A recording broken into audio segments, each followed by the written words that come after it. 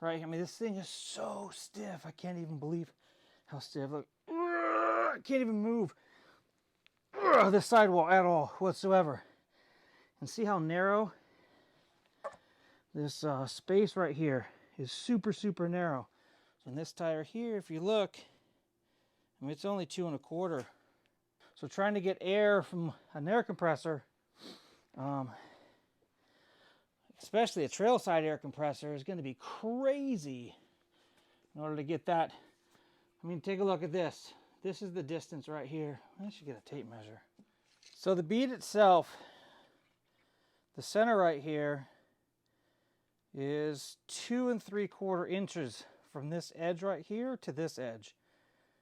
That tire is not even that wide right now. And then it's got to stretch or get blown up to 4 1/2 inches for this edge and this edge right here. But in order to slip it up and over this bead, we're going to have some pressure.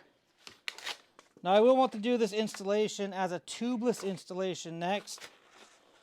That way I can see if this skinny lip right here is going to cause a problem.